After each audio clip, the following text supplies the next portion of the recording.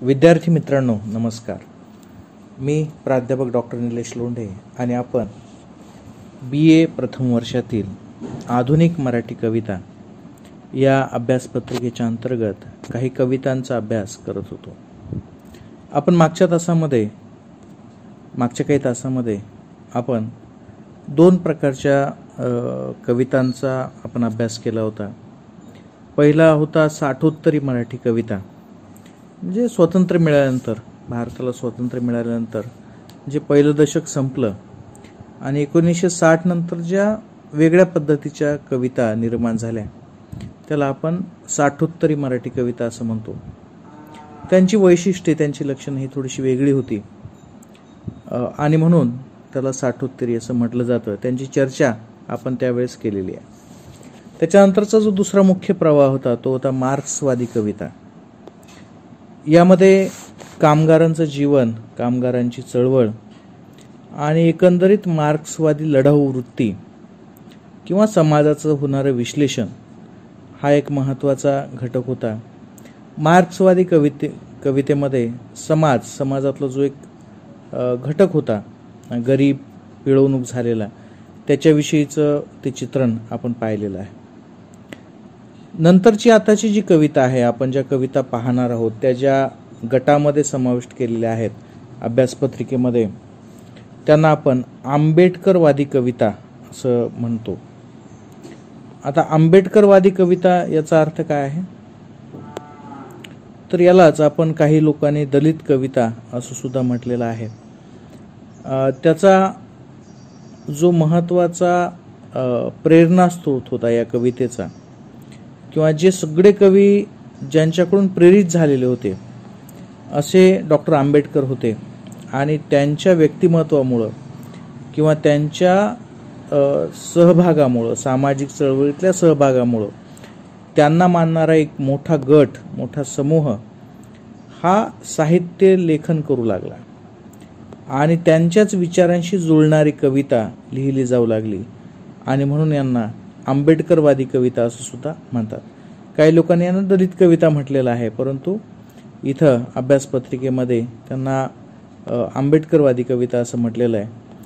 पण इथे गंमत अशी आहे की आंबेडकरवादी कविता असं म्हटलं की असं वाटू शकतं की ही कुणाची कविता आहे, म्हणजे फक्त आंबेडकरांचं कौतुकच करणारी कविता आहे का, किंवा आंबेडकरांच्या विचारांचंच अनुकरण करणारी कविता आहे का, तर असं नाही आहे. अनेक जे कवी आहेत त्यांचे ते अगदी फक्त तेवढ्याच गटापुरतं लेखन न करता फार मोठ्या समूहाला, म्हणजे संपूर्ण मानवी समूहाला आणि त्यांच्या प्रश्नांना मांडणी करण्या एवढं सामर्थ्य असणारे असे अनेक कवी दलित साहित्य प्रवाहामध्ये होऊन गेले. त्याला आता आपण सध्या आंबेडकरी कविता असं म्हणतो. त्याच्यामध्येच अण्णाभाऊ साठे हे एक आहेत. अण्णाभाऊ साठे यांच्या साहित्यावर अनेक विचारवंतांचा प्रभाव आहे. त्यामध्ये डॉक्टर आंबेडकरांचे शब्द हे त्यांच्यासाठी अतिशय महत्त्वाचे आहेत. परंतु अण्णाभाऊ साठेंना मार्क्सवादी विचारवंत किंवा त्या पठडीतले विचारवंत म्हणूनही ओळखलं जातं. विचारवंत म्हणा किंवा लेखक म्हणा. आणि त्यांना रशियाची जी भेट त्यांना मिळाली, जी रशियाचा प्रवास त्यांनी केला होता, त्यामध्ये त्यांचं तेच भूमिका होती की ते एक चांगल्या पद्धतीचे मार्क्सवादी किंवा साम्यवादी विचारांचे एक व्यक्तिमत्व होते. त्यांच्या लेखनामध्ये लढाऊ प्रवृत्ती होती. आता लेखक जो असतो त्याला आपण एखाद्या चाकोरीमध्ये बसवण्याचा प्रयत्न करतो, पण लेखक हा त्या चाकोरीच्या भरपूर बाहेर असतो आणि म्हणून अशी चाकोरी मांडताना थोड्याशा मर्यादा येतात. परंतु इथं अण्णाभाऊ साठेंना जी ही कविता आहे ही अगदी आंबेडकरी कवितेच्या प्रमाणच, त्या प्रवाहाप्रमाणच आहे. मूलभूत घटक जो आहे तो आहे. यांची जी कविता आहे यावेळेस ती आहे जग बदल घालूनी घाव. ही फार गाजलेली, प्रसिद्ध आणि सर्वमान्य असणारी एक फार महत्त्वाची अशी कविता आहे आणि या कवितेमुळं अण्णाभाऊ साठेंचं नाव संपूर्ण आंबेडकरी चळवळीमध्ये अतिशय महत्त्वाचं घेतलं जातं. तसं त्यांचं स्वतंत्र एक व्यक्तिमत्व आहे. ते वाटेगाव, जिल्हा सांगली येथे जन्माला आले होते मातंग समाजामध्ये, आणि काही कारणामुळे त्यांना मुंबईला जावं लागलं काम करण्यासाठी, आणि मग तिथं त्यांनी लेखन केलं. त्यांची जी सगळ्यात गाजलेली कादंबरी आहे ती आहे फकीरा. त्याच्यावर चित्रपटसुद्धा निघाला होता, त्याला राज्य सरकारचा पुरस्कारही मिळाला होता. त्याचबरोबर वारणेचा वाघ, चंदन, माकडीचा माळ ही सुद्धा त्यांच्या कादंबऱ्या प्रसिद्ध आहेत. त्यांनी खुळवाडी, बरबाद्या कंजारी, फरारी, रानवेल, भूताचा मळा अशा सुद्धा काही कथासंग्रह त्यांचे आहेत. ते शाहीर म्हणूनही ओळखले जातात. त्यांचे स्वतंत्र असं काव्यलेखन आहे. तर एकंदरीत त्यांच्या पूर्ण समाज परिवर्तनाच्या ज्या चळवळी त्यांनी केल्या त्यामध्ये जी क्रांतिकारकता त्यांच्यामध्ये होती त्याच्यामुळं ते साम्यवादी किंवा मार्क्सवादी विचारांच्या सोबत होते, कारण की त्यांच्या कादंबरीमध्ये हिंसा हा एक अविभाज्य भाग आहे. आणि दुसरीकडे ते डॉक्टर आंबेडकरांना गुरु मानून त्यांच्याविषयी सुद्धा ते लेखन करायचे. त्यांच्यावर सुद्धा त्यांच्या विचारांचा प्रभाव त्यांच्या कवितेवर होता. ही जी कविता आहे ही अशाच पद्धतीनं मिश्रण आहे. म्हणजे आता तुम्ही मला मार्क्सवादी आणि आंबेडकरवादी याच्यामध्ये काय फरक आहे, तर तो फरक शोधणं फार कठीण आहे. फक्त इथं अडचण अशी आहे की त्यांचं जे तत्वज्ञान असतं त्याच्यामध्ये थोडासा फरक असतो. डॉक्टर आंबेडकरांची जी फिलॉसॉफी आहे किंवा जे तत्वज्ञान आहे ते जेवढं मला समजतं त्याच्यानुसार तर तिथं हिंसेला फारसं महत्त्व नाही आहे. शिक्षणातून प्रगती, ते शिका, संघटित व संघर्ष करा हा जो प्रकार आहे, शिक्षणातून क्रांती किंवा लोकशाही मार्गानं संविधानिक पद्धतीनं क्रांती होणं किंवा बदल होणं हा तिथं अपेक्षित आहे. याउलट मार्क्सवादामध्ये हिंसा आहे आणि रक्तरंजित हिंसा असल्याशिवाय क्रांती होऊ शकत नाही असा हा मूलभूत सिद्धांत त्यांच्यामध्ये बदल आहे. तर हे डॉक्टर आंबेडकरांविषयीचं जी भूमिका त्यांनी मांडलेली आहे. पहा आता इथं जे आहेत अण्णाभाऊ साठे यांच्या मार्क्सवादाचा सुद्धा प्रभाव आहे आणि त्याचबरोबर ते आंबेडकरवादी सुद्धा आहेत, म्हणजे आंबेडकरांना ते गुरु मानतात. त्याच्यामुळं त्या दोन्ही विचारसरणीचा प्रभाव म्हणजे हिंसेचा आणि स्वतःची असलेली आत्मीयतेचा, म्हणजे आंबेडकरांविषयी असलेली आत्मीयता, त्यांच्याविषयी असणारी ओढ, या दोन्हीचा प्रभाव पडून ही एक वेगळी कविता त्यांची बनलेली आहे. आणि अशी कविता आंबेडकरी चळवळीमध्ये जवळपास कुठंच तुम्हाला मिळणार नाही. तर म्हणून हे एक अतिशय महत्त्वाची अशी ही कविता आहे. आता या कवितेचा जो भाग आहे, त्यांचा जो शीर्षक आहे, जग बदल घालून घाव, हे खरं तर त्याचं शीर्षक नाही आहे. ही या कवितेची एक ओळीतली पहिली ओळ आहे. आणि म्हणून कवितेमध्ये असं असतं की जर शीर्षक नसेल तर त्याच्याच पहिल्या ओळीची जी आहे भाग त्यालाच आपण कवितेचं शीर्षक देत असतो. तर ते म्हणतात, कविता आपण पाहूयात. जग बदल घालून घाव, सांगून गेले मला भीमराव. आता इथे घाव घालण्याची जी पद्धती आहे किंवा हा जो प्रकार आहे, हा घाव घालणे म्हणजे आक्रमकता, हिंसा याच्याशीही संबंधित आहे. आणि ज्या पद्धतीनं लोहार गरम झालेल्या लोखंडावर घाव घालून त्याला बदलतो, त्याचं रूप बदलतो, त्याचं क्षमता बदलतो, त्याला आणखीन मजबूत बनवतो, तसं हे म्हणतात की हे जग कसं बदलेल, तर घाव घालून बदलेल. कोणता घाव घालावा लागेल, तर आता इथं मात्र दोन्ही प्रकार आहेत. म्हणजे एक तर ते मार्क्सवादी पद्धतीने गेलात तर हिंसक पद्धतीने घाव घालावा लागेल, आणि दुसरीकडे जर आंबेडकरवादी भूमिकेतून गेलात तर शिक्षणाच्या माध्यमातून लोकशाही मार्गाने आपल्याला त्याला विरोध करावा लागेल असं त्यांचं म्हणणं आहे. तर ते म्हणतात, जग बदल घालून घाव, सांगून गेले मला भीमराव. भीमराव म्हणजे डॉक्टर आंबेडकर, हे मला काय सांगून गेले, तर हे जग बदलावं लागेल, आणि हे जग बदलण्यासाठी काय करावं लागेल, तर घालावं लागेल. घाव घालावं लागेल म्हणजे वार करावा लागेल. आता इथं वार सुद्धा म्हटले असते, म्हणजे दुसऱ्यावर हल्ला कर असं सुद्धा म्हटले असते, परंतु त्यांनी घाव घालणं असं म्हटलेलं आहे. घाव घालणं म्हणजे एखादी गोष्ट तयार करणं. लोहार जसा घाव घालून लोखंडाला रूप देतो तशा पद्धतीने इथं घाव घालणं म्हणजे क्रिएटिव्हिटी आहे. इथं नवनिर्मिती आहे. इथं काहीतरी जुन्याचं नवीन बनवायचंय. मूल स्वरूप जे आहे ते बदलणं इथं अपेक्षित आहे त्यांना. पुढे ते म्हणतात, गुलामगिरीच्या या चिखलात ऋतून बसला का ऐरावत. ऐरावत म्हणजे हत्ती. अंग झाडूनी निघ बाहेरी घे बिनीवरती घाव. म्हणजे हा जो ऐरावत आहे हा ऋतून बसलाय. ऋतून म्हणजे चिखलामध्ये जर त्याला निघता येत नसेल त्याला ऋतून बसणं म्हणतात. चिखलामध्ये पाय, जेव्हा हत्ती असे चारी पाय खोल बसलेला असो, त्याच्यात निघता येत नाही त्याला ऋतून बसणं असं म्हणतात. तर इथे त्यांनी एक रूपक वापरलेलं, एक दृष्टांत वापरलेला आहे की जसा एखादा हत्ती, ऐरावत खूप मोठा हत्ती, खूप शक्तिशाली हत्ती कुठं अडकून बसतो तर दलदलीमध्ये अडकून बसतो, चिखलामध्ये अडकून बसतो, त्याला हलता येत नाही. आणि हा चिखल जो आहे हा कशाचा आहे? माणसांसाठीचा हा चिखल कशाचा आहे? तर हा गुलामगिरीचा आहे. म्हणजे हत्ती, फार मोठा हत्ती जो आहे हा जसा कितीही शक्तिशाली असला तरी तो मातीमध्ये अडकून बसतो, कारण की त्याचे पायच खोल जात आहेत, त्याला बाहेर निघता येत नाही. तर असा जो हत्ती अडकलेला आहे, अशाच पद्धतीनं हा जो समाज आहे किंवा हा जो समूह आहे ज्यांना बदल होण्याची आवश्यकता आहे, हा कशामध्ये अडकून बसलेला आहे? कोणत्या चिखलात अडकून बसलेला आहे? तर गुलामगिरीच्या. म्हणजे हा सगळा गुलाम झालेला हा समाज आहे आणि या चिखलामधून त्याला हलता येत नाही. म्हणजे खूप शक्तिशाली ऐरावत, झाडं तोडू शकतो, पहाडाला हलवू शकतो, परंतु त्याच्या माती जी आहे त्याची ती जर फसणारी असेल तर तशी झालेली आहे. म्हणून हे म्हणतात, अंग झाडूनी निघ बाहेरी. आता कशातून बाहेर निघायचंय? त्या गुलामगिरीच्या चक्रव्यूहातून तुम्हाला निघायचं. आता ही गुलामगिरी कोणती आहे? तर अस्पृश्यता त्या काळामध्ये होती, शिक्षण नव्हतं, जाती व्यवस्था होती. तर अशा अनेक अडचणी ज्या होत्या त्याच्यामुळं काय झालं होतं, तर हा समाज सगळा गुलाम झाला होता. आणि म्हणून यांना काय म्हणतात, अंग झाडून निघ बाहेरी घे बिनीवरती घाव. बिनीवरती म्हणजे जिथं जी कमजोर जागा आहे. आता हत्तीच्या बाबतीत म्हणलं तर डोक्याच्या वरचा जो भाग असतो त्याला गंडस्थळ असं म्हटलं जातं.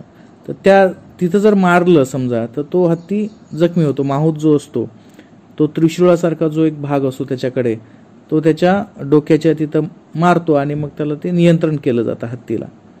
तर तसंच पद्धतीने हे म्हणतात की तुम्ही गुलामगिरीमध्ये अडकलेले आहेत आणि गुलामगिरीतून जर बाहेर निघायचं असेल, प्रत्येक प्रकारच्या गुलामगिरीतून, तर बाहेर अंग झटकून निघावं लागेल आणि त्याच्यासाठी वार सुद्धा सहन करावा लागेल. इथं पहा, इथं सुद्धा घाव आहे. म्हणजे पुढचा काय म्हणतायत, पहिला शब्द जो होता जग बदल घालून घाव, या ठिकाणी तुम्हाला घाव घालावा लागेल, बदलावा लागेल जगाला. आणि या ठिकाणी काय म्हणतायत की गुलामगिरीतून जर बाहेर निघायचं असेल तर घे बिनीवरती घाव. म्हणजे तुम्हाला स्वतःला सुद्धा घाव सहन करावे लागतील. इथं वार नाहीये. एखाद्या शस्त्रांना आपण जो वार करतो किंवा वार सहन करतो तसा प्रकार नाही. तर हा घाव शब्द आहे. घाव म्हणजे बदलणे, स्वतःला मॉडिफाय करणे, स्वतःमध्ये मूलभूत घटक बदलणे, काहीतरी नवसृजन ज्याच्यातून निर्माण होतं, अधिक मजबूत होण्यासाठी किंवा नवीन आकार प्राप्त होण्यासाठी हा घाव घालणं आहे. तर अशा पद्धतीने आपल्याला पहिल्यांदा काय करावं लागेल, स्वतःच्या गुलामगिरीच्या चिखलातून मोकळीक करावं लागेल. असं कोण सांगितलेलं आहे? कुणाला सांगितलेलं आहे? तर अण्णाभाऊ साठेंना सांगितलेलं आहे. कुणी सांगितलेलं आहे? तर साहजिकच भीमरावांनी म्हणजे डॉक्टर आंबेडकरांनी सांगितलेलं आहे. पुढे ते म्हणतात, धनवंतांनी अखंड पिळले, धर्मांधांनी तसेच छळले, मगराने जणू माणिक गिळले, चोर जाहले साव. अगदी छोट्या छोट्या शब्दामधून त्यांनी फार मोठा आशय इथं व्यक्त केलेला आहे. तर कुणी कुणी पिळलेलं आहे, कसं आमची गुलामगिरी आहे? तर धनवंतांनी अखंड पिळले. अखंड म्हणजे ज्याला अजिबात खंड नाही अशा पद्धतीनं पिळवणूक केली. कुणी? धनवंतांनी. धनवंत म्हणजे जे इथले साहुकार आहेत, जे इथले व्यापारी आहेत, जे इथले सेठ लोक होते किंवा जे इथले सगळे आर्थिक व्यवहार करणारे, व्याज व्यवहार करणारे जे लोक होते, यांनी काय केलं, तर या समूहाचं, या सर्वांचं काय केलं, आर्थिक शोषण केलं. आणि हे आर्थिक शोषण कसं केलं, तर अखंडपणे केलं, त्याला सूट दिली नाही. म्हणून त्यामुळं आपण आर्थिकदृष्ट्या कसे झालो, मागास झालोत, आर्थिकदृष्ट्या आपण फार कमजोर झालोत. तर ते म्हणतात धनवंतांनी अखंड पिळले, धर्मांधांनी तसेच छळले. धर्मांध म्हणजे जे धर्माच्या नावाखाली आंधळे झालेले आहेत किंवा ज्यांना धर्माची तत्वे पालन करण्यापुढे दुसरं काही सुचत नाही, असे जे धर्मांध होते, धर्माचं महत्त्व सांगणारे किंवा धर्माचा नियमांचं पालन करणारे, त्यांनी काय केलेलं आहे? छळलं आहे. का छळलं आहे? कारण की आपल्या धर्मामध्ये, भारतामध्ये जे धर्म आहेत त्या धर्मामध्ये असं अस्पृश्यांना किंवा समाजातल्या एका वर्गाला जो अस्पृश्य मानला जायचा किंवा जो शूद्र मानला जायचा, त्याला छळण्याचा अधिकार होता. त्याची प्रगती होऊ नये, त्याचं शिक्षण होऊ नये, त्याचं फार मोठं नाव होऊ नये, अशा पद्धतीने छळण्याचा एक प्रकार, त्याला छळ म्हणता येईल. आता पहा, धनवंतांनी पिळलेलं आहे आणि धर्मांधांनी काय केलेलं आहे? छळलेलं आहे. मगराने जणू माणिक गिळले, चोर झाले साव. मगराने माणिक गिळले म्हणजे मगर जो असतो पाण्यातला, आणि माणिक काय असतो? माणिक म्हणजे एखादा मोत्याच्या प्रकारचा जो तेजस्वी हिरा असतो. आता मगरानं जर माणिक गिळून टाकलं, त्याच्या पोटात गेलं, तर काय होईल? म्हणजे त्याचं अस्तित्व कोणाच्या लक्षात येईल का? मगर हा कशाचं सूचक आहे? तर मगराविषयी असं म्हटलं जातं की त्याचं तोंड जे आहे, मगराचा जबडा, तो कोणीच उघडू शकत नाही किंवा त्याचं पोट एवढं मजबूत असतं की त्याच्यामधून सगळं पचून जातं त्याला किंवा त्याच्यामधून बाहेर काही निघू शकत नाही. तर असा जो तेजस्वी हिरा आहे, तेजस्वी जो माणिक आहे, तो कोणी गिळलेला आहे? मगराने गिळून टाकलेला आहे. आता हा सुद्धा एक दृष्टांत आहे.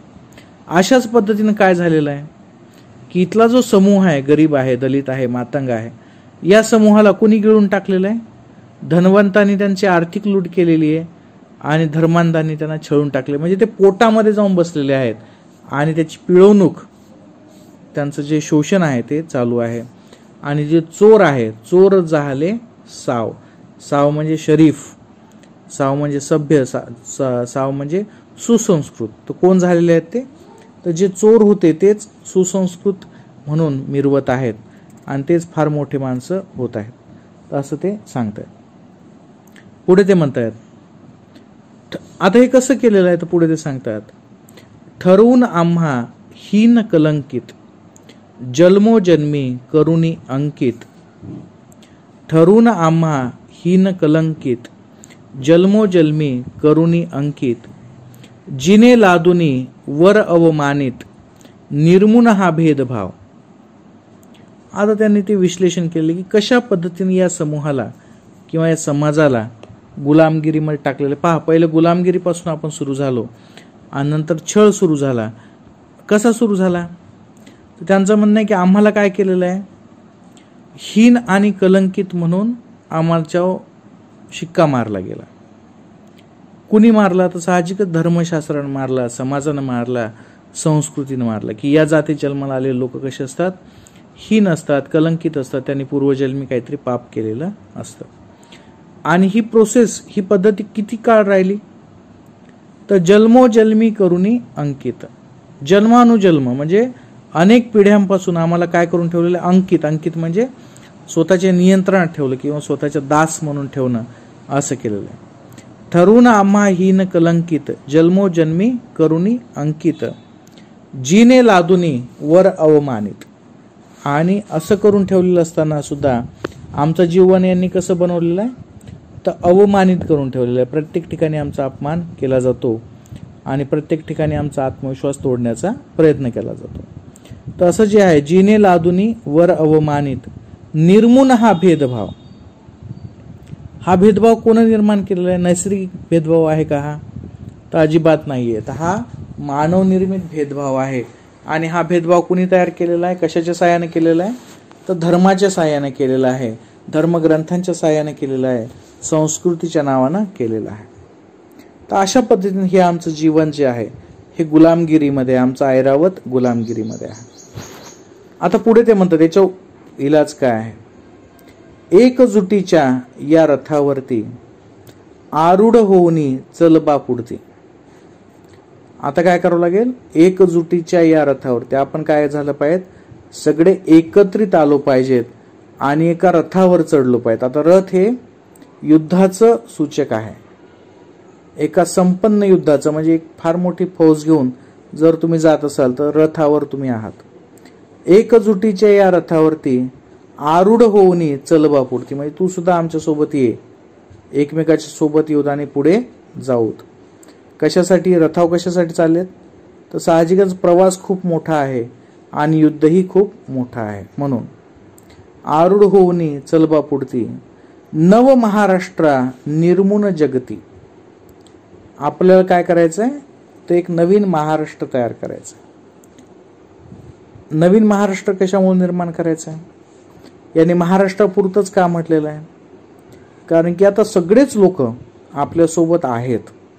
म्हणजे फक्त आपणच एकटे आहोत असं नाही, तर संपूर्ण महाराष्ट्र, संपूर्ण समाज, संपूर्ण संस्कृती या महाराष्ट्राची आता बदलणार आहे. आणि म्हणून ते म्हणतायत नव महाराष्ट्रा निर्मुन जगती करी प्रकट निज नाव. आपण काय करूयात, आपलं नाव जे आहे, आपले जे ओळख आहे, ही आपण आता तयार करायला पाहिजे. कशामुळं, तर आपल्याला नवीन महाराष्ट्र तयार करायचा आहे.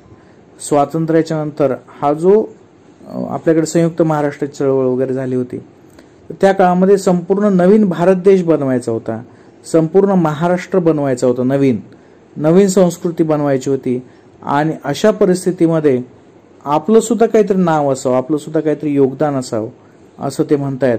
आपलं सुद्धा नाव झालं पाहिजेत, महाराष्ट्राच्या निर्मितीमध्ये आपलं सुद्धा योगदान असलं पाहिजेत, तरच आपण काय करूयात, काय करू शकतो, तर हे जग बदलू शकतो.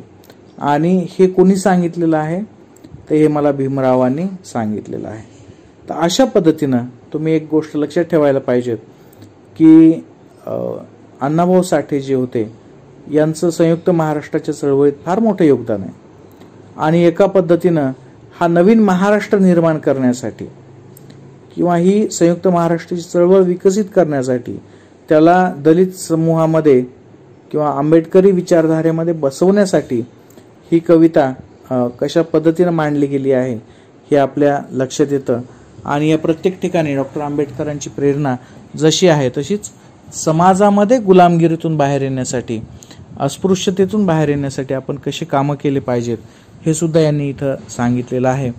अगदी थोड्या शब्दामध्ये, अगदी थोड्याशा शब्दरचनेमध्ये डॉक्टर आंबेडकरांना गुरु मानून गुलामगिरीचे जोखड फेकून देण्याची आणि महाराष्ट्राच्या निर्मितीमध्ये योगदान देण्याची जी भूमिका यांनी अण्णाभाऊ साठेंनी मांडलेली आहे ती अतिशय कणखर स्वरूपात आणि स्पष्टपणे मांडलेली आहे. त्यांच्या शब्दामध्ये जी क्रांतिकारकता आहे, म्हणजे आक्रमकता आहे, सगळं बदलण्याची जी भूमिका आहे ती अतिशय महत्त्वाची आहे. या दृष्टीनं ही जी कविता आहे ही अतिशय महत्त्वपूर्ण ठरते. आपण इथं थांबूयात. पुढच्या तासामध्ये आपण पुढची कविता पाहूयात. धन्यवाद.